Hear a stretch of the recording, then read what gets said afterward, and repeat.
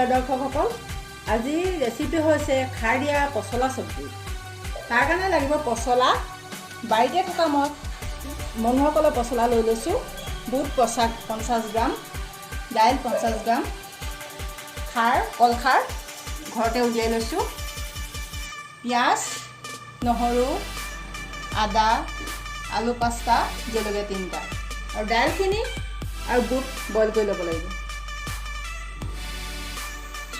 এতিয়া কেৰাহীটো পাতি লৈছোঁ।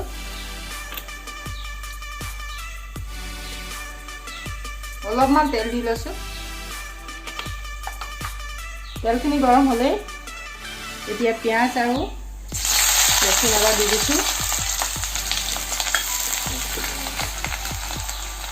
ৰচুন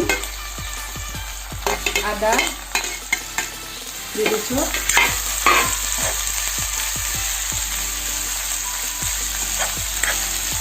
পিঁয়াজখিনি ৰঙা হ'ব লাগিব।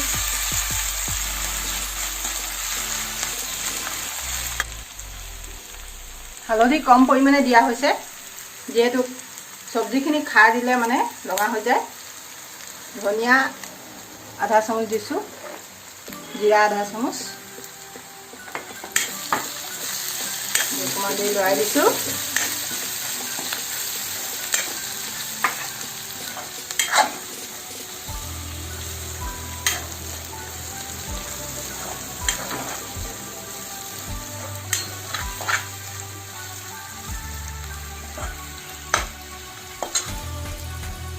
এতিয়া পচলাখিনি দি দিছোঁ।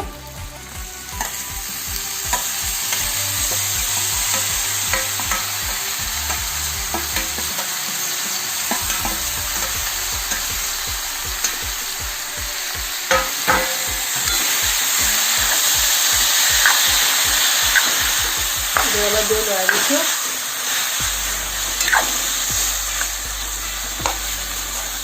যাতে মছলাখিনি মিলি যায়।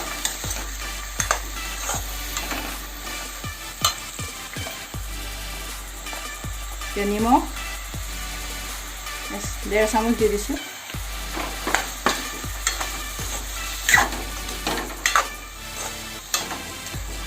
এতিয়া 10 মিনিটমান ঢাকি দিছোঁ।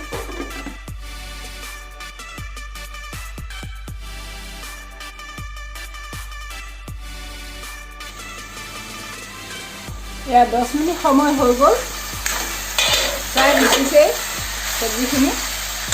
এতিয়া বাটিত থৈ দিয়া খাৰখিনি দি দিছোঁ।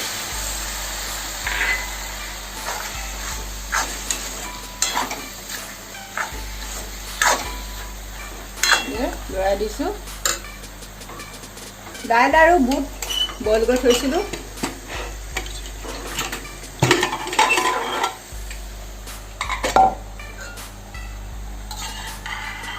এতিয়া দাইল আৰু বুট ইয়াত দি দিছোঁ।